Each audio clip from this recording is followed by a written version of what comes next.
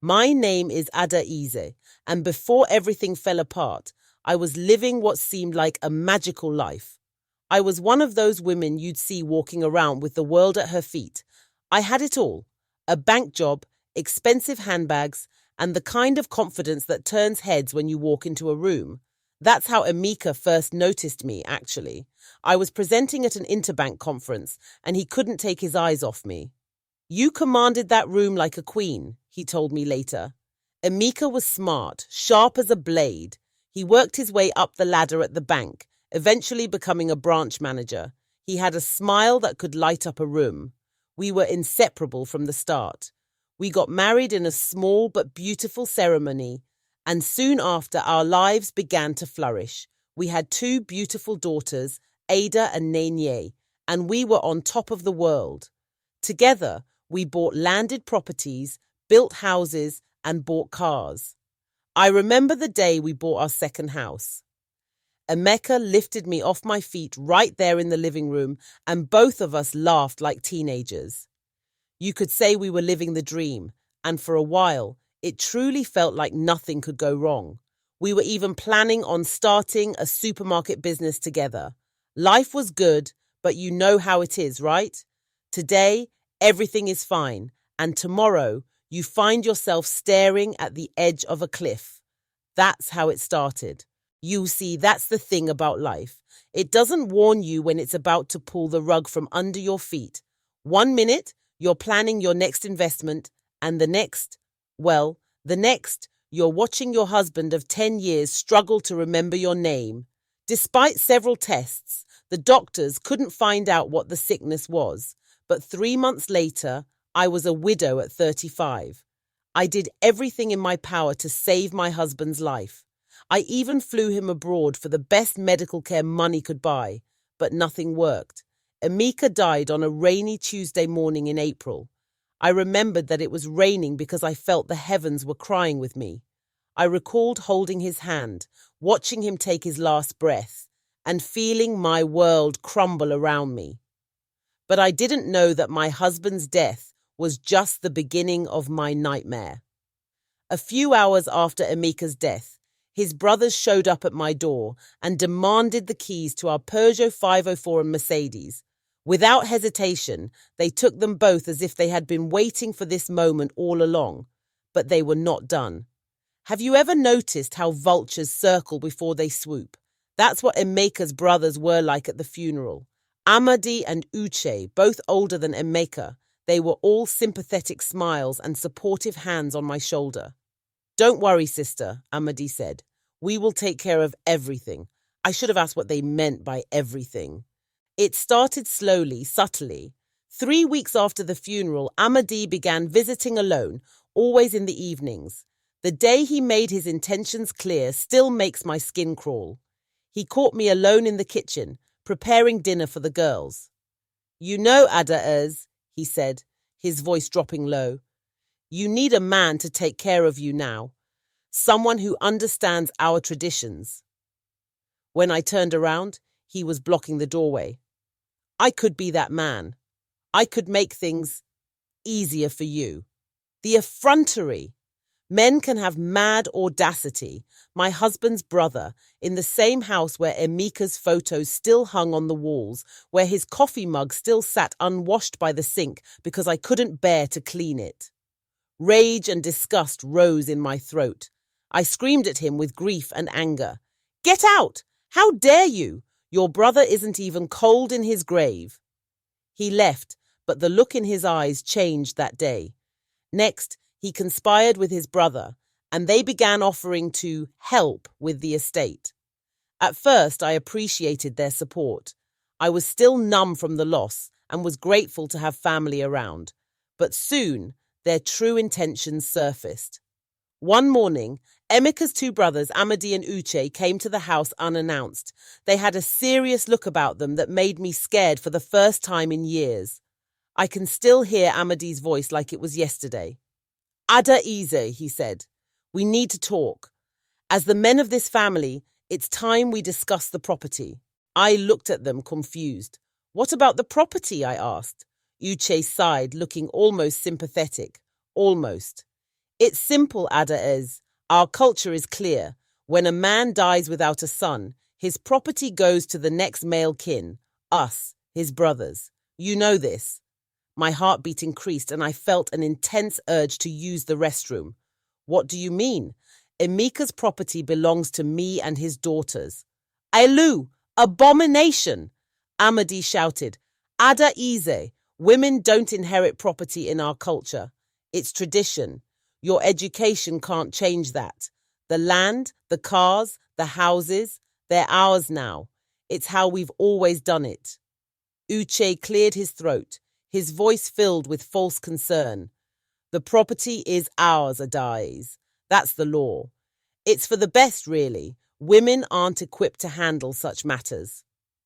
I remember sitting there in what used to be my living room, listening to them explain how my life's work with their brother now belonged to them.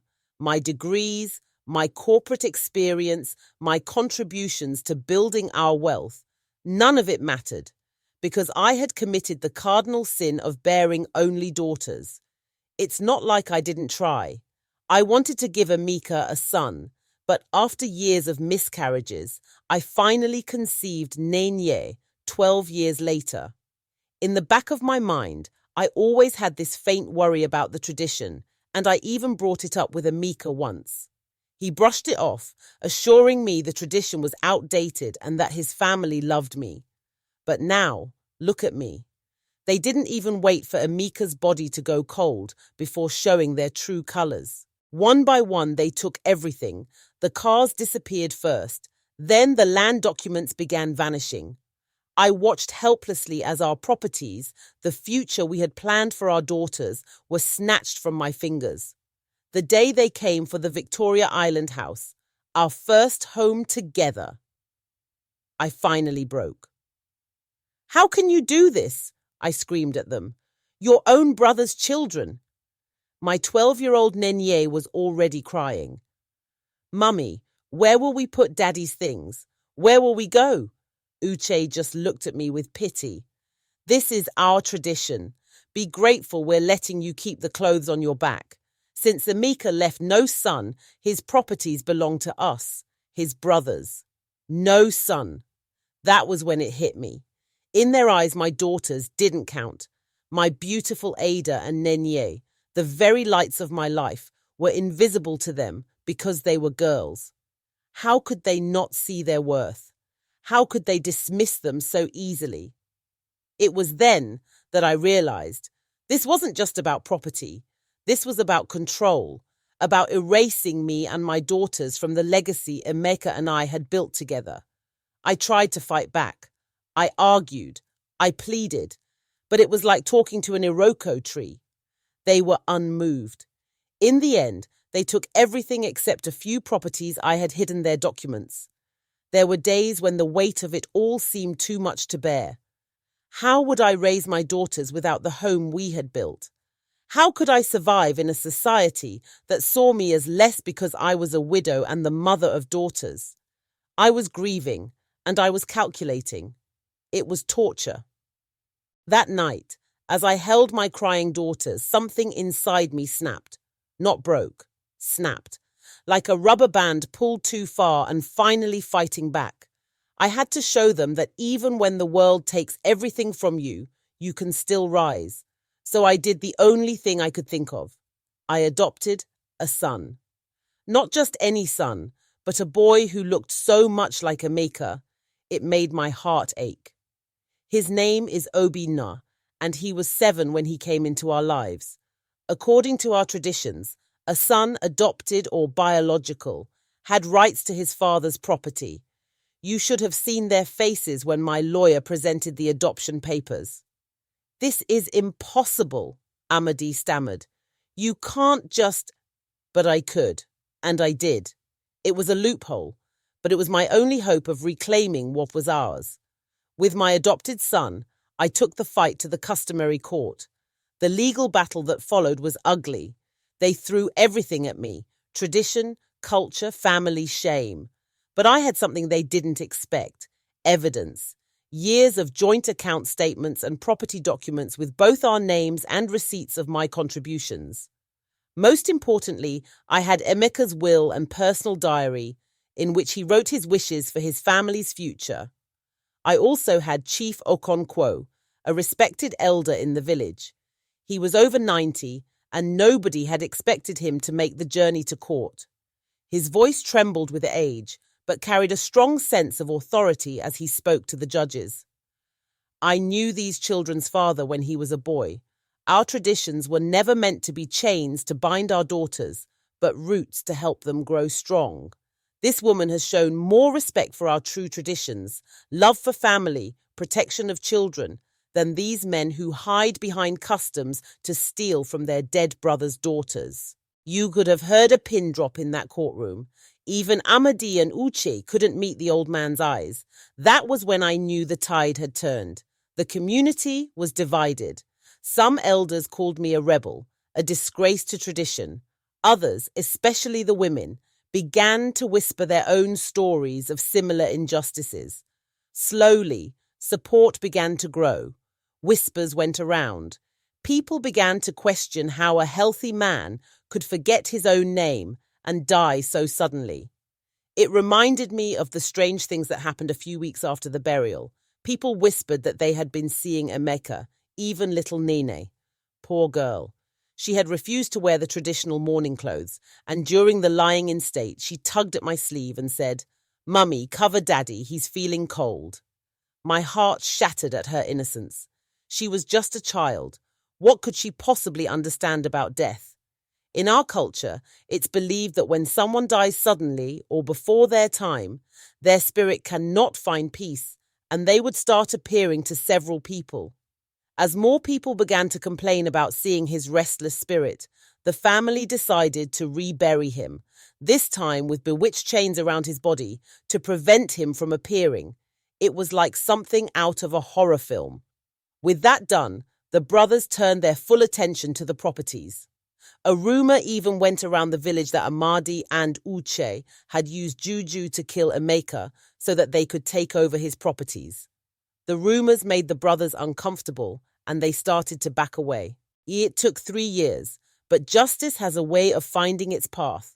The courts ruled in my favor, acknowledging both my contributions and my children's rights, all 3 of them, to their father's legacy. But here's where life shows its sense of humor. While Amadi and Uche were busy fighting me for properties, their own businesses began to crumble. Years of neglecting their work in pursuit of their brother's wealth caught up with them. Last I heard, Amadi was battling a chronic illness, and Uche had to sell his own house to pay debts. As for me and my children, Ada just graduated from medical school, at the top of her class, just like her father. Nenye is studying law, determined to fight for women's rights. And Obienna? He's the spitting image of his father, with the same kind heart and brilliant mind. Sometimes, when I sit in our remaining home, watching my children laugh together, I think about Emeka. I think he would be proud, not just of our children, but of how we fought to preserve the future he dreamed for them. I still wear my wedding ring as a reminder of the love that gave me strength. The houses and cars they took, they mean nothing now. I've built something far more valuable. You see, they say grief comes in waves, but what they don't tell you is that sometimes those waves can carry you to stronger shores. Now, whenever I hear of another widow facing the same battle, I tell them my story. Because if there's one thing I've learned, it's that the strongest tradition we can pass on is the courage to stand up for what's right, no matter the cost. And Emeka, I know he's watching, and I know he's smiling. Have you ever had to fight for something that was rightfully yours? What would you have done if you were in my shoes? Let me know in the comments section. Don't forget to like and subscribe.